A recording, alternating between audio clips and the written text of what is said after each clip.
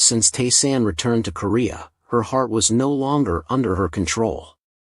As usual, the pub under the company was always crowded by the guys who were stressed by the boss. There was a foreign exchange employee who was complaining a lot. He said that all the long-term foreign accounts had been paid off. They were all paid in Canadian dollars and Japanese yen. More than 3,000 billion were paid in just a few short days. They didn't think there would be such a huge amount of money. With that money, it must be an organized investor, not like a solo player who jumped in and ate everything. With a return rate of up to 900%, no one could guess this if they reported it. This time, there was another rich guy, damn it, who came from the sky to invest in stocks. Behind him, the stock company employees were scolded by their boss. There was a boss who kept scolding his employees for talking nonsense about the company outside. If they leaked the customer information, the company would be doomed. He yelled at them, "Why did they bring this up here? What if someone dug up the company's customer information? Who would be responsible?" Now that the information about the stock market was being diverted out, he would hang all the employees in front of the company door as an example. But he didn't know that he was the loudest one in the crowd. Taesan told his lawyer to investigate something in the morning. The lawyer thought he was going to investigate some gangsters in his neighborhood to beat them up. No, Taesan wanted him to investigate his mother's family. The lawyer didn't believe that he wanted to investigate his own mother. Taesan said that if it wasn't like that, why did he want to investigate his maternal relatives? He told him to investigate his mother's family thoroughly, and not to care about the messy things. But what about Taesan's family outside? The lawyer asked, was there a deadline for this? He said the sooner the better. The lawyer said he had never done this before, but he did it for Taesan. He asked him to provide his mother's name and ID number so that he could investigate easily. The next day, at Enro Airport, Taesan came to pick up Clay from Hong Kong. She was dressed casually like a student from abroad, and she was more comfortable than any other girl, making everyone who passed by look at her. She ran out and hugged him tightly. Clay was beautiful and Taesan was handsome, and everyone thought they were models and very well matched. Taesan asked her if it was hard to fly such a long distance, and she said she couldn't sleep at all last night. She was looking forward to coming to Korea to see him. Taesan didn't hesitate to welcome her. Clay saw that Taesan was not only handsome but also grew a lot taller, and now he was about 1.87 m tall, probably thanks to Casanova's transmission of the essence of heaven and earth into him. Driving a convertible car in Korea with a beautiful girl next to him was awesome. He was tense looking at Clay's waist. He was already tired of smelling her perfume. Saya, at the company, had nothing to do. This time, Taesan disappeared and didn't come to work. How could there be a CEO of a company who left it empty like Taesan? Saya looked to the side, and now the lobby was full of gifts from the financial companies that wanted to please him. But Saya didn't care, as long as Taesan didn't date anyone, she was fine. But she was trying to get closer to Taesan. She planned to invite Taesan to attend a seminar with her, so they would spend more time together. But now Taesan was on his way to the beach with Clay. He had to take advantage of this time to enjoy the last summer vacation. It was not bad to have a beautiful person next to him. The rest stop was also crowded with people. Clay got off and praised the rest stop. She told Taesan to hurry up, she was hungry. There were so many dishes for her to choose from. She pointed at this and that, and she ordered everything in the rest stop. There was another girl who also stopped here to eat. Taesan was introducing the dish he just ordered, and Clay asked her if she wanted to try it. He said she had to blow it before eating it. Then Clay ordered some more Korean dishes, and her taste was more Korean than his. Taesan went in and ordered his own portion. But he noticed next to him, Taesan saw Jae-jin also appear. She didn't expect to be here, Korea was too small. Taesan couldn't believe that he met her here. In his eyes, there was only Jae-jin's image. After almost a year of not seeing her, she asked him how he was. Taesan said he was fine, and he was okay. She didn't expect him to be more handsome than before.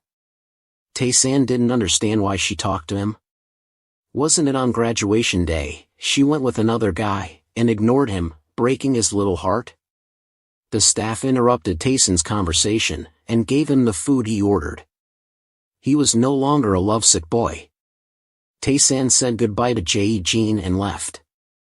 But she tried to hold him back. Behind him, Clay asked him what took him so long. Who was the person he was talking to? Clay asked Taesan. Who was the girl in front of him? Clay wanted him to introduce Jae-jin to her. Taesan introduced Jae-jin as his senior from the school next door, and they knew each other before. Jae-jin didn't believe that he only considered her as a senior and not as his secret crush. Clay also introduced herself as his girlfriend to help him get away. Jae-jin didn't think that he had a girlfriend so soon. Clay also complimented Jae-jin as very beautiful and wanted to be friends with her. Jae-jin was embarrassed and said that they would talk later if possible. But Clay urged Taesan to go home quickly, as if they lived together. If Jae-jin was a gentle girl, with the beauty of a schoolgirl, then Jae-jin saw Clay as a mature and seductive woman. Taesan said goodbye to Jae-jin and took Clay to his house. She had to wait until next time to see him. For some reason, Jae-jin felt jealous of Clay, who was Taesan's girlfriend. Clay was very excited to see Taesan's traditional house. The traditional Korean house always gave a warm feeling, making any foreigner enjoy it. Taesan's mother welcomed her very happily. Clay even complimented Taesan's mother, saying she was younger and more beautiful than she had imagined. Taesan's mother liked Clay's personality. She also asked warmly if Clay was tired from the long flight. But besides the beauty of his house, Clay noticed something else. She noticed the hand-painted pictures hanging in his house. Clay was curious to know who painted them. The paintings contained a lot of emotions from the author, making anyone admire them. She wondered who could paint such a masterpiece. Taesan said the paintings were painted by his mother. Clay was surprised that his mother was not only beautiful but also talented. Taesan's mother was embarrassed by Clay's compliment, so she also said that she had graduated from the art major. Clay ran over and said that she also had a dream of becoming a painter. Taesan's mother was really amazing. Did his mother think he and Clay were dating? Then she asked how they met. She said she and Clay were just friends. They met when Taesan was traveling in Hong Kong. He understood that Clay was trying to help him hide his secret of being a CEO, so he also acted along with her. His mother doubted his honesty, so she just stared at him. Taesan hugged his mother's shoulder, telling her to trust him. He would not do anything bad to hurt the girl's life. Taesan's siblings came in and said they had a guest. Dad. They didn't expect their brother to come home unexpectedly. Taesan greeted his father and asked why they came with him. The kids said they were on vacation, so they came back to play with their father. They also locked the apartment carefully, so he didn't have to worry. But the kids were curious. Who was the beautiful sister he brought home? Clay stood up, bowed 90 degrees, and said loudly, "Hello, Dad." Taesan didn't know when she learned the Korean way of greeting his father. She even bowed politely. Taesan's father didn't think his son's friend would call him dad like that. Did he become a grandfather soon? Clay introduced herself as Taesan's friend who came to Korea to play. She hoped the whole family would take care of her. That night, Taesan's father called him to talk. This was a conversation between the men in the house. His father said that this was the era of globalization, and nationality was no longer important. Taesan didn't understand his father's intention. His father accepted him and Clay to get married. Taesan dropped his jaw because he didn't expect his father to talk about this issue. He didn't know why this issue also increased his merit points. Taesan didn't understand what his parents were thinking. Clearly, they were just friends. But he told him not to babble anymore, and quickly packed his luggage. Taesan couldn't imagine the problem. His parents said the whole family would go to the beach. He quickly went in and invited Clay. Taesan didn't think that his parents would take Clay along. He said he would ask her, and she would surely agree to show off. The next morning, the whole Taesan family got up early to prepare for the beach trip. Taesan's parents and his siblings went in one car, and he and Clay went in another. The kids wanted to go with Clay, but his mother stopped them, saying they had to leave some space for the two of them. His car sped on the highway. Clay came along this trip also as a convenience for him to discuss something with her. Taesan asked Clay how she felt about his family. Very warm and cozy, right? Clay turned to look at him driving, and praised his family for being really good. She felt that his father was very quiet, but reacted very cutely. His mother was not only skillful, but also very gentle. The twins kept following her, calling her sister. Taesan got to the point he wanted to talk about, and asked Clay if she knew anyone who had experience in stock trading and was trustworthy. Hearing about the experience, Clay asked Taesan if he was looking for some more employees. Taesan didn't deny it. He wanted a person who studied economics at the University of Chicago like Clay to introduce him to some veterans in the financial sector. Because the U.S. economy was in crisis, the old-timers would surely retire early. Of course, he would pay Clay a large amount of money for being the broker. Then Taesan wanted the person working for him to have good investment and management skills. Besides, they also had to trust him completely, and accompany him. If possible, Taesan hoped that it would be someone with seniority, who had many connections with the younger generation, so that he could easily grasp the politics of the U.S. Hearing Taesan describe the person he wanted to recruit, Clay thought he must be managing a large and powerful financial department. She asked him how much salary he would offer to such an employee. Taesan told her not to worry, he would provide the best benefits in the financial sector for his employees. Clay quickly volunteered herself, saying that if she worked, there would be no place with more credibility. Taesan told her that there was no romance in the workplace. He wanted to find a talented person to work as a way to hide his identity, so that all the investigations would no longer focus on him. The sky was blue, the clouds were white, and the waves were rolling. This trip was the peak of fun for his family. Taesan and his father stood on the balcony, with a direct view of the sea. He joked, his father's liver was also big, daring to take the whole family on vacation during the peak season without booking a room. What if there was no hotel to accept them? Then they would have to sleep on the street. But his father wanted the whole family to have a trip. It had been 10 years since they had a vacation. His father also praised him for booking the room quickly, and keeping it. Luckily, he was quick to rent a luxury resort for the whole family, thanks to Sea's secretary, otherwise Taesan wouldn't know what to do. His siblings and Clay changed their clothes and ran to the beach. Clay's beauty made everyone admire her body. She had long legs, a slim waist, and curves that anyone would love. The twins kept running after Clay, complimenting her, "Sister, you have a perfect figure." She also praised the kids for being very cute. These two kids didn't wait for their older brother to come down, but jumped into the sea right away. Only she stayed on the shore, waiting for him. There were some spoiled brats, with no job or skill, sitting and ogling girls.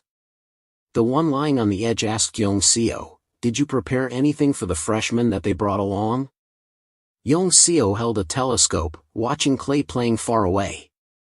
He thought that those freshman girls were nothing compared to her.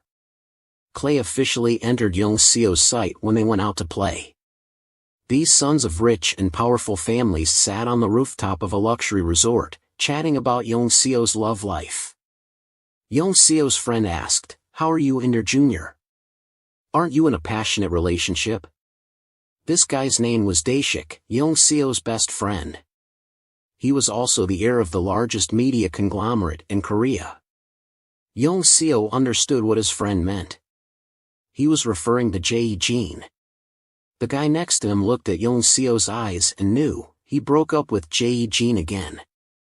Looking at Yong Seo's face, like he had gotten rid of a debt, but he said that he was heartbroken after breaking up with Jae-jin, so he had to go out with these guys to distract himself. And Yong Seo also helped Jae-jin's father get promoted, so what else could he ask from her? Daeshik asked, is Jae-jin's father the chief judge of the Supreme Court? Yong Seo said, that's right. He criticized Jae-jin's father for being rigid, and said that he would soon be kicked out. Daeshik felt sorry, because there were not many people as beautiful as Jae-jin. Yong Seo, however, didn't care, and said, do you like her? I'll give her to you. But Daeshik didn't want, he was fickle and bored. This guy changes girlfriends like clothes, so he doesn't want to date anyone anymore. Yong Seo is the same, he is afraid that his girlfriends will think that he likes them if he treats them well, and that they will want to marry him. He said that Jae-jin was only 20 years old and already had such a fantasy of entering his house, so she was not worth anything. The other guy, Choi Ji-hoon, had an even worse idea, to play and run, and not to care about the feelings of the girls. This guy was also the son of a congressman, and the nephew of the opposition presidential candidate. Yong Seo said, my father wants to meet Uncle Ji-hoon, so he asked me to pass the message to him, to spare some time to meet. But he said, since my uncle became a presidential candidate, he has been very busy. Yong Seo felt that it was hard to meet him, so it would be difficult to deliver his father's message. Daeshik said that his family would support Ji-hoon's uncle. He thanked him, saying that it was great to have the support of the largest media company in Korea. Daeshik thanked his friends for supporting his uncle. He said that if his uncle won the election, he would definitely treat them to a meal. Yong Seo gave the telescope to his friends to see the target that he had spotted today. Daeshik looked out to see if there was any good prey, suitable for his taste. They watched Clay and the Taesan twins, and he even said that the two kids were his type. Then what was he planning to do, to seduce those young girls who had just grown up? Yong Seo asked, who will go out to work today? Daeshik told Yong Song to go to work today, he had just played with some girls yesterday. Yong Seo didn't refuse, he got up and left. He also boasted, in a blink of an eye, they will follow me. The girls didn't know that they were in his sight, and they still played happily. The girls were so excited to go to the beach, they played and forgot everything. When they got tired, the twins suggested going ashore to rest a bit. They lay on the sand, in the shade, but they were still not over their exhaustion. Taesan's sister told Clay, there are some guys who keep staring at us. I noticed them since yesterday, and they don't look good at all. Clay turned around to see what these guys looked like. Taesan's sister was afraid, and told her not to look at them. But Clay said, just ignore them, if you go to the beach, you will be stared at anyway. But she didn't expect that this group would have the guts to come and talk to her like that. He approached, and asked, are you three alone here? Can we join you and play together? It just so happened that their group also had 3 people. The twins didn't understand what joining meant. Yong Seo thought he was so handsome that if he made a move, the girls would surely agree. But life was not as he dreamed, he was rejected. Clay said she just wanted to play by herself, and had no intention of joining anything. Yong Seo thought Clay's group was mistaking him for a bad guy, so he said, don't misunderstand, Yong Seo said, I just want to make friends. Then he took the opportunity to flex that he was staying at the luxury resort over there. So if they wanted to ride a sports car, have a drink with him, he was always ready. Clay wished him to have fun by himself, and told Yong Seo to pay attention and stay away. He thought she was lying, so he stayed, wanting to make friends no matter what. Now Yong Seo used a more powerful trick, he bragged that his father was the chairman of Anna Group. Taesan's sister turned back and scorned, asking, so what? The other kid stood up, and said bluntly that they just wanted to be quiet, so whoever he was, the son of some chairman, please go away. Young Seo didn't expect that he would be kicked out like that. He was furious. There was no place as backward as this place. Suddenly he laughed, thinking of using his smile to fix this situation. The twins and Clay couldn't believe that there was such a shameless guy, who was kicked out but still stood there smiling. Young Seo said, I can't believe someone dares to talk to me like that. Is this a joke? Taesan's sister was not afraid, and said, I don't know how a guy came out of the ground to bother us. He was annoying, and turned out to be crazy too. Being called crazy, Young Seo couldn't take it anymore. He swung his hand, intending to slap Taesan's sister hard on the face, but someone held Young Seo's hand. He turned around, wanting to see who dared to stop him from hitting someone. It was Taesan. Young Seo asked, What do you want? Taesan said, I want to clean up the trash. The twins were happy, because their brother appeared. Clay saw once again, the scene of Taesan being a hero and saving the beauty. He apologized for startling everyone. He forgot that there were a lot of flies and bugs on the beach today. He should have followed them to deal with it sooner. Young Seo tried to pull his hand out, but couldn't. He shouted, Will you let go? Looking at Taesan holding him lightly, but he couldn't pull out, not even a little bit. Young Seo asked, Do you know who he is? He won't let you go. Taesan said he knew very well that it was different. He said, What do you know about him? Tell me. Taesan revealed Young Seo's identity. He was the spoiled son of Ana Group. Young Seo didn't expect him to know him, but still dared to attack him. His friends saw Young Seo was in trouble, so they ran to help. They asked Taesan, Who are you? Let go of our friend, now. Taesan didn't think these bastards would hang out together like that. In his previous life, Taesan had seen this guy in the newspaper. He was involved in a scandal of using stimulants, and high-ranking officials had covered it up. When it was exposed, the public was outraged. They protested, demanding that he be brought to trial. But then, the media reported, twisting the truth, and helping him. But Taesan still remembered, their names were Ban Daeshik and Choi Ji-hoon.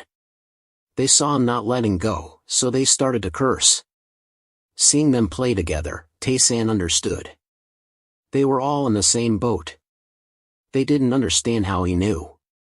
Young Seo knew him, but still dared to talk back. So they guessed, he had a not-so-ordinary status. Young Seo, who was in pain, still managed to say, I don't know Taesan. Taesan threw him away, saying, They don't need to know who you are. They just need to know that you are the trash that I specialize in cleaning up. Seeing Young Seo rolling on the sand, Daeshik and Ji-hoon couldn't believe it. Taesan threw him away like that, and ran quickly to his friend. Clay couldn't believe Taesan was strong enough to throw a person like a trash bag. The twins didn't think their brother was normal, they only saw him sitting in front of the computer, typing constantly. Now he was so cool. Young Seo fell there, and didn't forget to scream, Do you know who my father is? He said Taesan dared to touch him, he touched the wrong person. He couldn't fight back, so Young Seo used his mouth, saying he would make Taesan kneel and beg him. His voice made everyone on the beach notice them. People who were swimming saw the drama, and started to pay attention to this side. More and more people came, to watch if there was a fight. They surrounded Taesan, and started to discuss the current situation. Taesan was about to use the trick that he used to deal with the thugs in school. He deliberately said loudly, Young Seo, I don't care who you are. Taesan said, Even if you are the son of Ana Group, if you harass my sisters, I will never let you go. That's when everyone knew, the troublemaker was the son of Ana Group. The people who came to watch, started to dig up Young Seo's information. They said, he claims to be a law student, but he spends his days teasing girls, like this. The information of the people was fast. Taesan just said a few words, and they started to dig up all the information of Yong Seo. Yong Seo's friends didn't want Taesan to bully their friend, so they started to speak up. Ji-hoon thought Taesan was from the opposition side, so he asked, "Which candidate are you from?" Taesan was no stranger to Choi Ji-hoon. This guy appeared on the political pages all the time. He saw him even more despicable than Yong Seo. Ji-hoon said, "We are candidates for the presidency." He evaded taxes and broke the law with impunity, but no one could do anything to him. Taesan asked Choi Ji-hoon, "Aren't you afraid that your uncle will be sad if he knows what you are doing?" Ji-hoon didn't understand how Taesan knew him.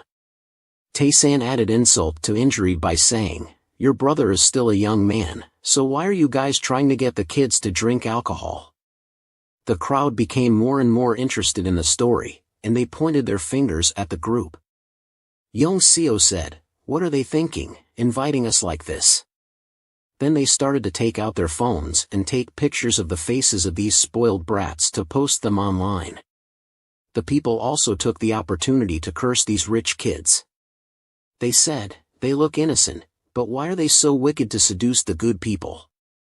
Now these guys only have to dig a hole and hide in it to avoid shame. And they also want to post their faces online.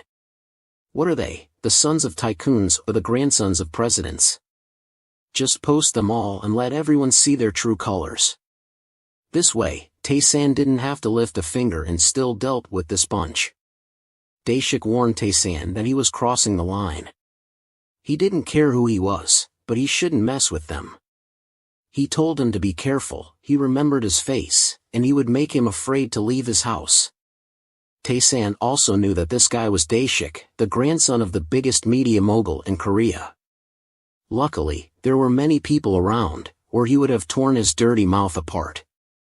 Taesan also said Daeshik's name. He was a bit startled. Daeshik didn't think that he was hiding so well that Taesan also knew. He also mentioned Daeshik's grandfather, the chairman of the DISUC board, right?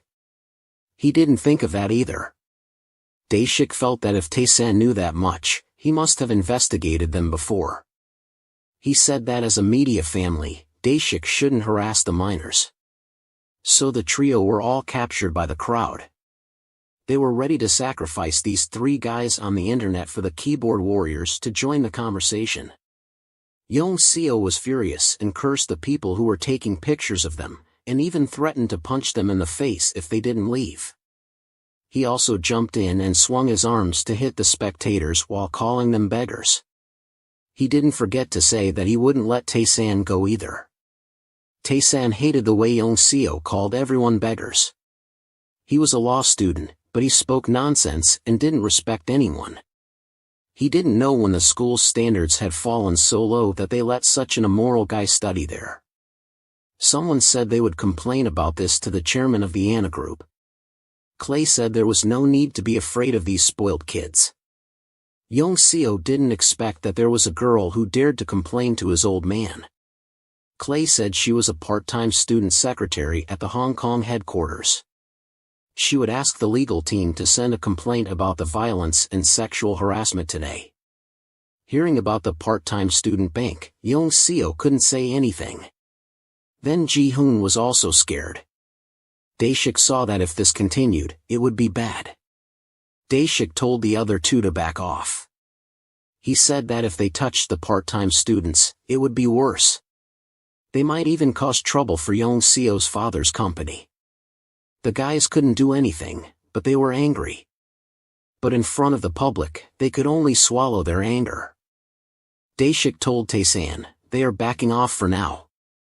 Taesan didn't think they wanted to say anything else. He was angry and said, "Don't think it's over when they leave.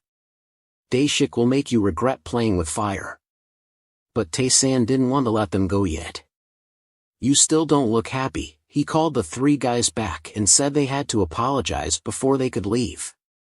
The three guys were boiling with rage, and they told Yong Song to calm down.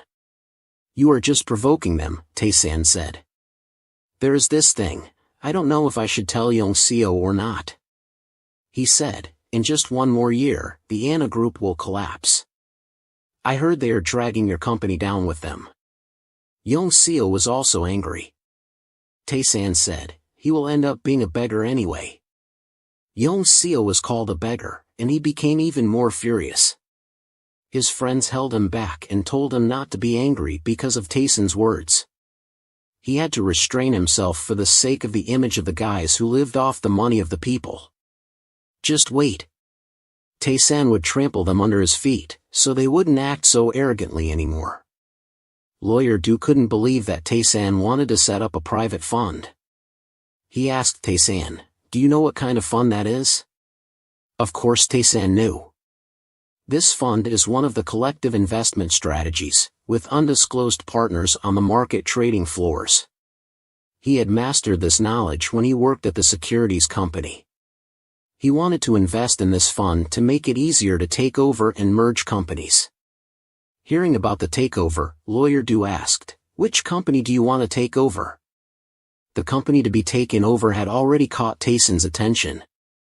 He told Lawyer Du that he didn't necessarily have this intention, but in his heart he wanted to declare war on the Ana group. Taesan corrected Lawyer Du's words. Instead of using the word takeover, he was planning to manage the companies that were on the verge of decay. He would use the illicit assets of those companies to contribute to society. Lawyer Du was surprised that a high school student could have such a thought. Then Taesan said, isn't it great to have a lot of money and also do good deeds?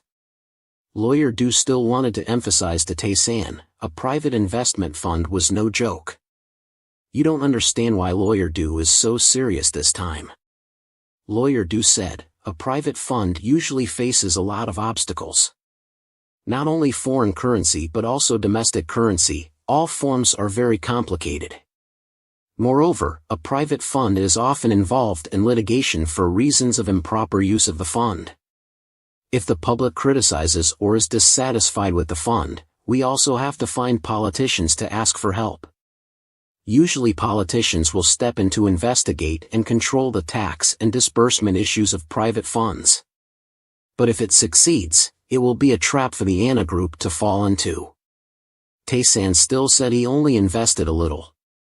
Lawyer Du asked how much money Taesan said was small. Taesan took out 100 billion to invest. That amount of money made Lawyer Du speechless. He thought that was not small at all. It's better to buy some subsidiaries to invest in, rather than having to open a private investment fund, right? Taesan said, why are you so surprised? He even dared to bring his sports car from abroad by plane, so what was this fund? He told him to rest assured and do the legal paperwork. About the fund, you will pay me my salary, and you will pay off the contract term as well. Lawyer Du gave up, and he had to do as you wanted. Taesan also didn't forget to ask about the progress of the investigation into his mother's family that he asked him to do. Lawyer Du said he had finished it.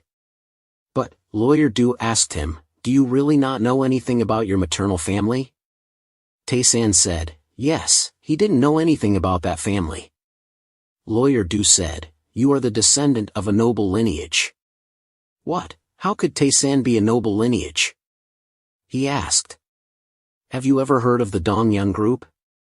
He asked, is it the group that has the largest or second largest chains of securities, construction and trading companies in Korea? But what do those people have to do with Taesan? Lawyer Du confirmed, the main lineage of your maternal family is the lineage that is directly running the Dongyun group. Taesan didn't expect his mother to come from the Dongyun lineage. The lawyer also informed him that his grandfather had died 25 years ago, so the current chairman was his uncle. Taesan couldn't believe what he had just heard, but he gradually remembered the things in his previous life. The Dongjun Securities Company had been linked to the company he worked for after graduating. In his previous life, that company didn't accept an employee from another province, but they accepted Taesan to work. Then they rumored that he had to have an umbrella to be able to work there. Even his friends didn't expect him to be accepted.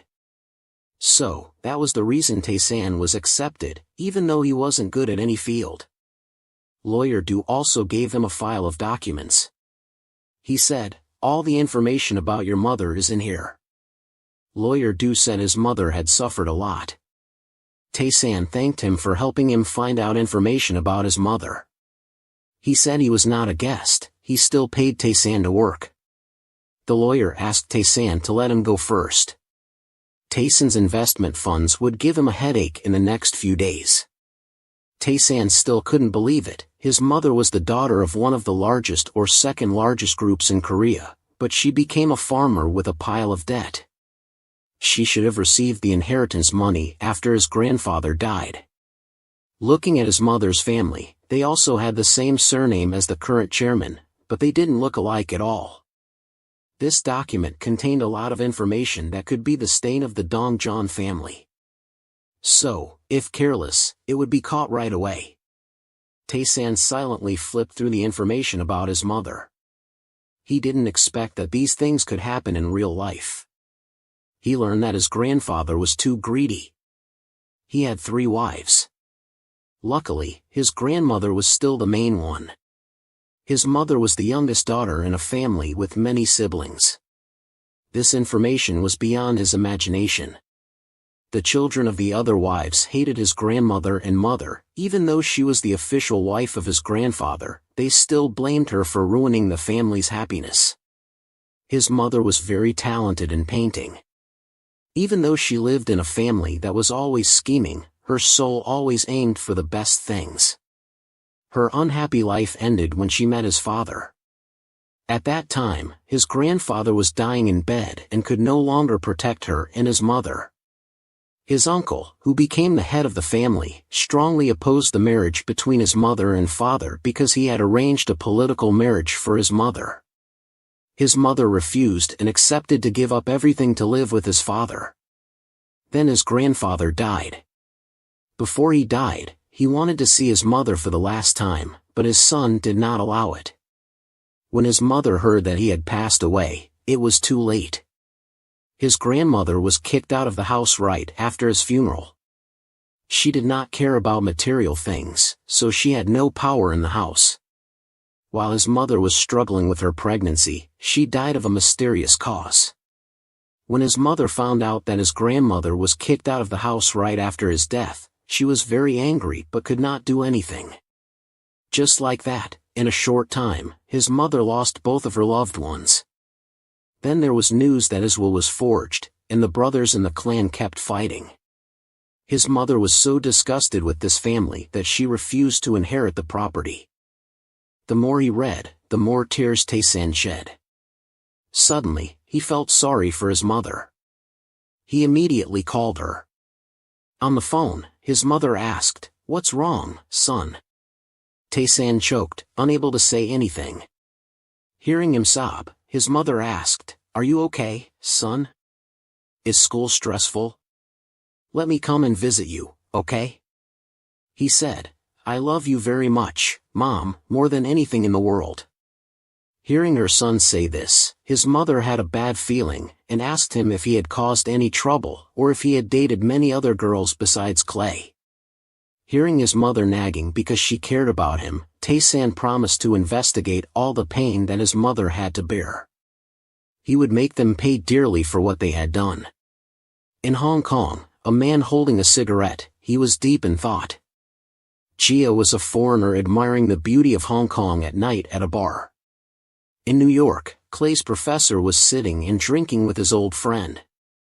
Seeing Robert's face was not good, the professor asked him if he had anything bothering him.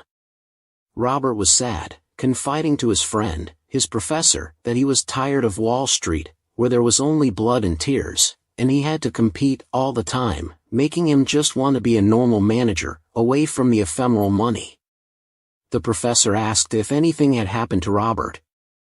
He had been fired. The professor was surprised that someone as talented as him was easily discarded by the place where he had fought with his bones and blood. Robert said that he had warned them about the economic crisis, but they ignored him. Then when the economic crisis happened, they blamed everything on Robert, and kicked him out. The professor could not accept that they dared to do that to someone as talented as Robert. The professor advised Robert to cheer up. He still had capital, he could still start over. But that money, Robert had spent it all for his mother-in-law to treat her cancer and Alzheimer's. He lost it, now he had no money at all.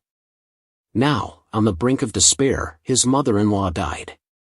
And then his wife, she cheated on him with her own boss.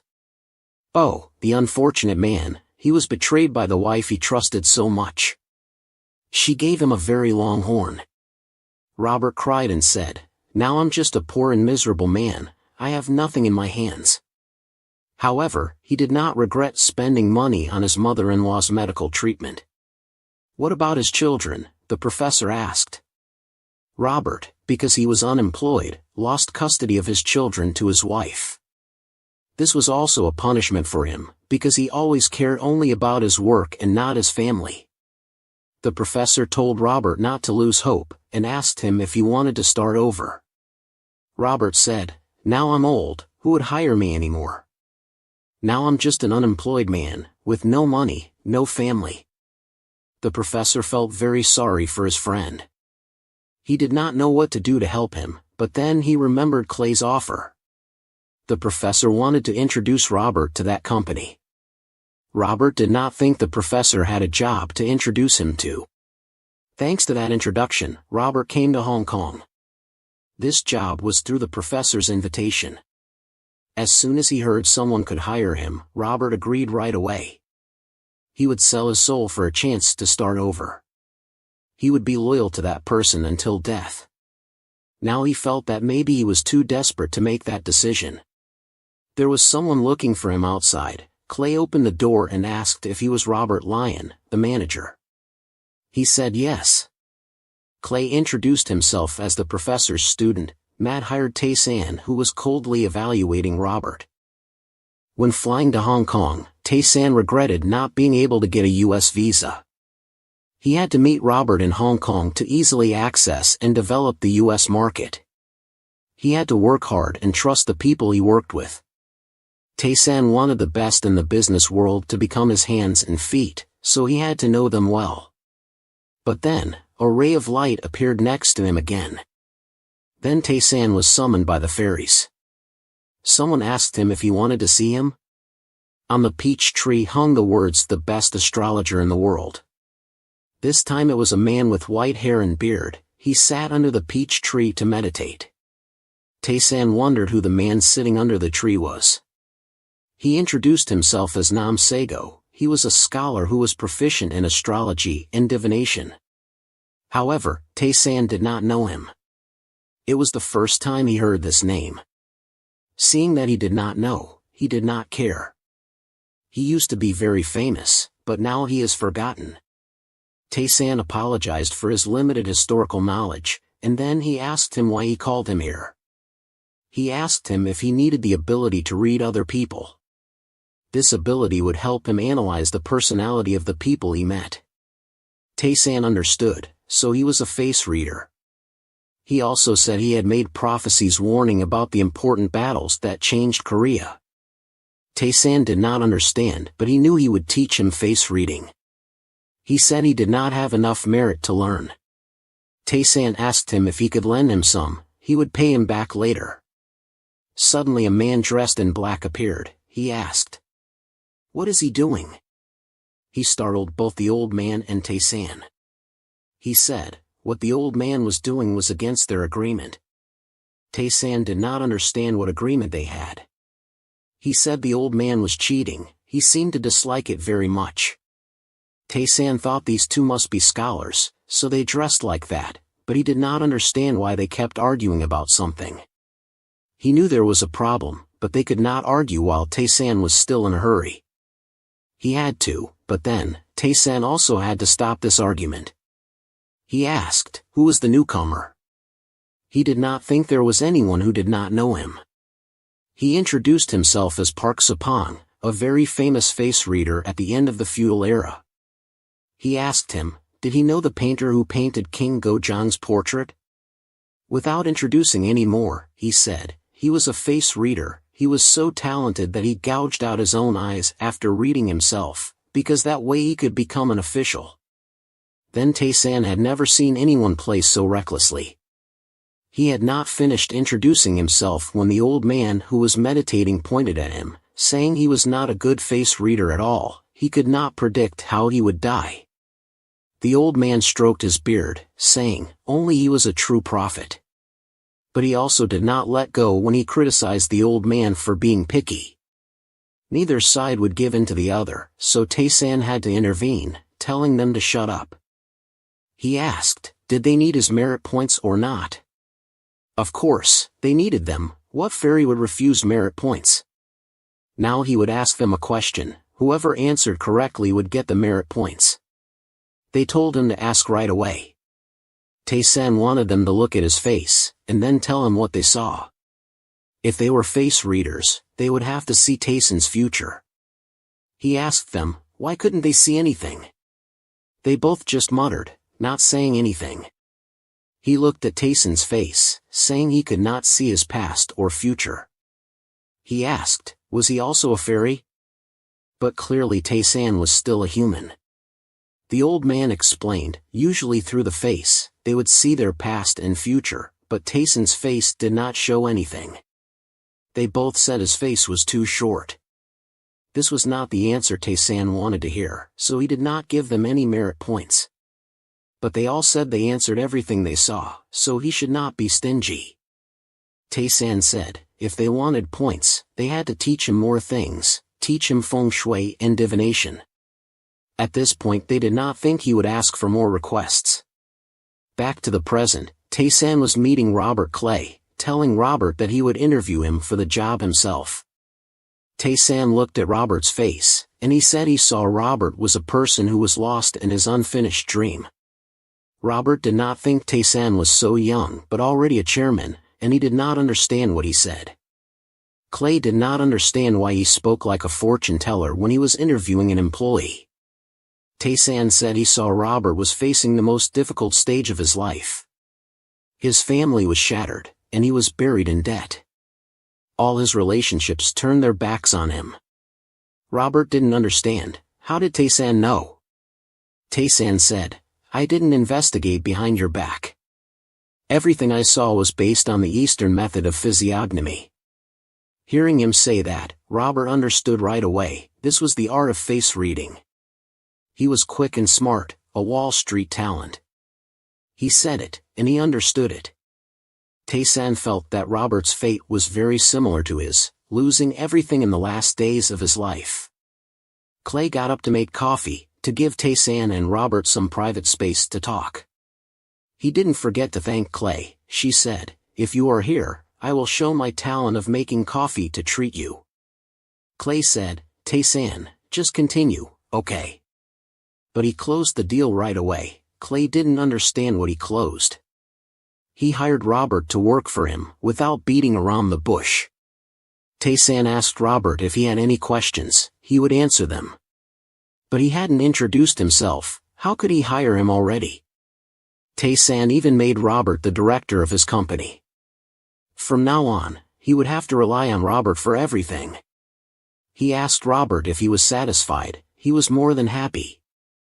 He had just lost his job and became a director, there was nothing more to say.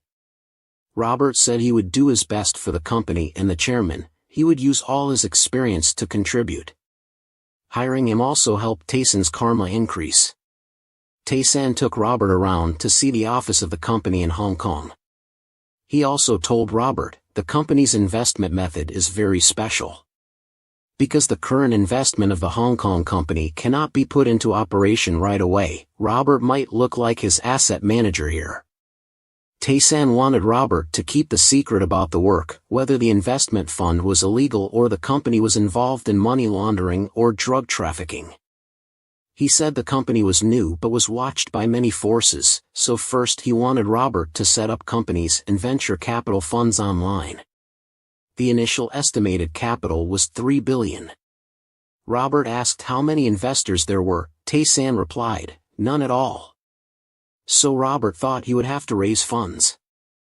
But for Taesan, that was redundant, his money, $3 billion was not a problem at all. Robert couldn't believe that he had raised such a huge amount of capital by himself. Taesan wanted Robert to find human resources, set up a system for the company to be established. Robert had to do it right away. Taesan said, "That's right, just hire experts and complete the goal as soon as possible." He gave Robert full authority, everything was up to him.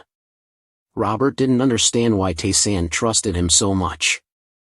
He said, "I trust Robert, because I want to show him that life is better than what he sees." Robert was touched, he wanted to cry. He didn't think he had fallen into a dead end but still had someone treat him well. Robert's face reading said he was very talented. In just a few short days, he showed his full potential. He quickly recruited talented employees that he had noticed before. Taesan had been to Lime and Hong Kong a few times, and Robert always reported in detail all the work of the Hong Kong office, so secret that Clay didn't know. After only 15 days, the office was operating in a neat way. Nothing was difficult in the hands of the experts. The investment funds in London, the Netherlands and Hong Kong were quickly established. Because he was ready, Taesan prepared to launch his investment fund on the market. On his last days in Hong Kong, he brought a bouquet of flowers to Reputla Bay, the richest area in Hong Kong. It looked fancy, not a joke. There were only luxury villas here. So it turned out, Clay was also a rich man, not a joke. Clay came to the gate to welcome Taesan to his house. He praised her house for being beautiful. She modestly said this was not her house, this was her parents' house. But he said it would be hers in the future. She was the only daughter of her parents, she must be spoiled. Taesan also wondered about Clay's father. He wondered what he was like. Living here, he must have a lot of reputation. She led him into the huge yard. He did not think there was so much land in the city. Clay called her parents out of the house. Her mother was a French woman. She was very happy to meet Taesan. He bowed and thanked her for inviting him to her house. Taesan also used French to compliment her mother for being so beautiful that even roses had to bow. Clay's father did not seem to like him very much. Her mother praised him for being talented when he could also speak French. Then he introduced himself to Clay's father. He introduced himself and then wanted to shake hands with him. As soon as he invited him, Clay's father used his strength. Taesan could feel that Clay's father practiced martial arts. Moreover, he was also transmitting his internal energy. He tried his best to welcome the kid who dared to take his dream wine away. He could shake hands with him. Taesan was also good. Taesan said he was also not bad. Her mother asked why they greeted each other for so long. Clay teased Taesan for buying her father the Mao Dai wine that he liked. He looked at the luxurious packaging and knew it was expensive. Her father praised him for having good taste. Her mother took the bouquet and praised it for being beautiful and wondered how many flowers there were. Taesan said there were 47 flowers. Her mother asked how he knew her age. Taesan did not know, because there were only that many flowers in the shop. Her mother liked him for knowing how to talk. She told him not to mind their messy house. But look at Clay's house, there were servants and security staff everywhere. The equipment in the house was the best. A mansion like this must be very rich. But she said Taesan's house was a media company with a long history, so her house was still far behind. He also took the opportunity to say that the house was where we lived. It did not matter if it was small, as long as it was comfortable. He did not think he was still complaining that Clay's house was too small. But her father liked boys like this. He called Taesan by his name and told him to drink a glass with him. He was also not polite at all. A glass of wine was the beginning of the conversation. They drank to know each other's hearts. Clay's father told the maid to prepare a whole feast. He told him he was lucky to come here and drink with him. Clay's father poured him a glass. Before, he raised his glass and wished him more success in his career. Taesan also wished him back, hoping that his father-in-law would have everything as he wished. He asked him if he was a VIP customer of the Hong Kong bank. He said he just borrowed some money from the bank. Taesan said as long as he had collateral, the bank would lend him. His father-in-law thought he was also a smart businessman. But as a professional, his father-in-law did not think it was that simple. He thought he must have some backing behind him.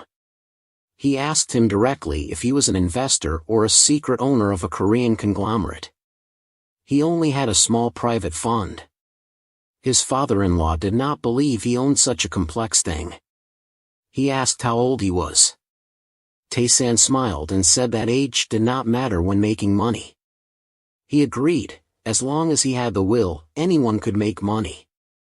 His father-in-law asked him what he invested in. Stocks, securities, or credit companies. Taesan looked at his father-in-law's face and saw that he was a typical businessman. He looked very savvy. But Taesan did not reveal his business secrets.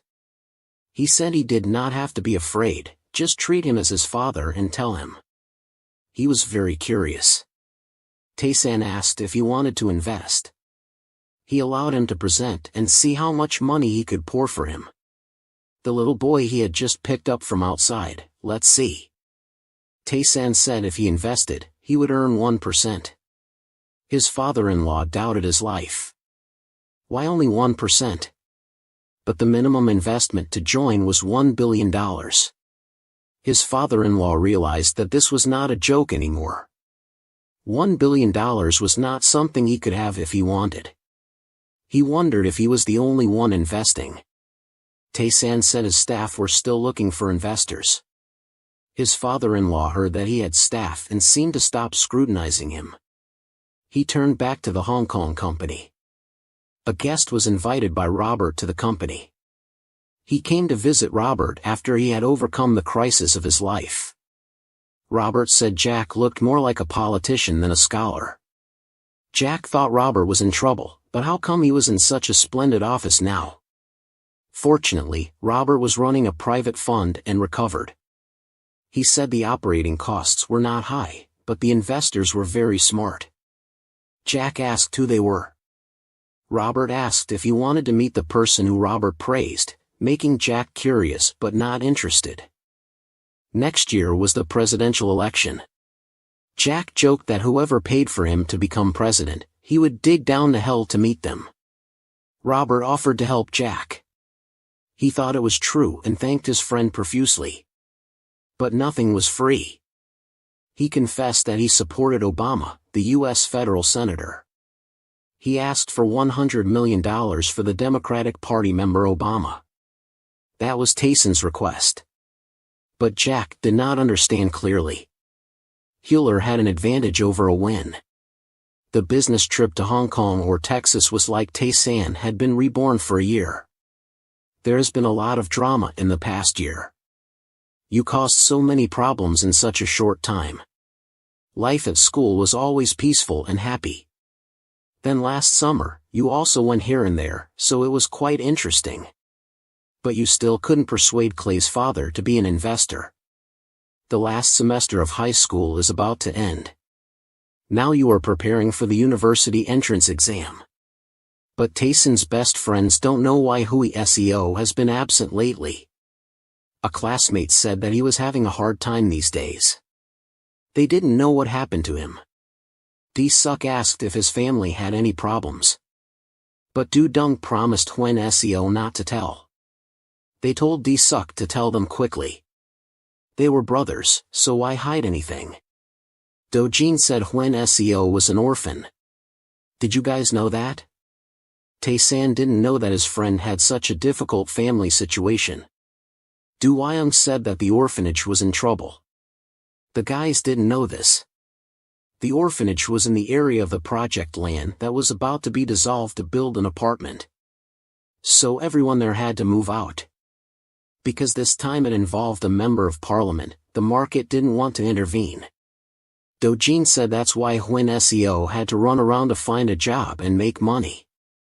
The guy said how could Hyun Selfie and the social welfare department do that? Taesan didn't think that his friend who always smiled happily had such a situation. He remembered that if he got involved with a member of parliament, it must have been related to the candidates for the presidency recently. Such a powerful and mysterious thing, only young SEO could get involved. Taesan called his parents to join him in volunteering. His mother said he was very diligent. Then Taesan took the opportunity to say that he was just following his mother's example. His mother noticed that Taesan was a bit clingy to her lately. "Taesan, did you know? Only Hui Seo's orphanage, the surrounding areas would be cleared for the authorities to build and repair." The authorities announced that they would build public works. But in fact, they built private apartments. Looking at it, Taesan also knew that it was a bunch of corrupt people working for the rotten capitalists. At night, at the bus stop near the orphanage, Hui Seo got off the bus. Today he had to go to the city to find a job all day. Hui Seo worked so hard that his stomach hurt. He worked hard all day and only got 60,000. He skipped school for a few days and only earned a few 10,000 dong. It was hard for him to earn money. Hui-san wanted to donate to the orphanage. But this money was not enough to pay for the meals for the kids in the orphanage. He was close to the orphanage.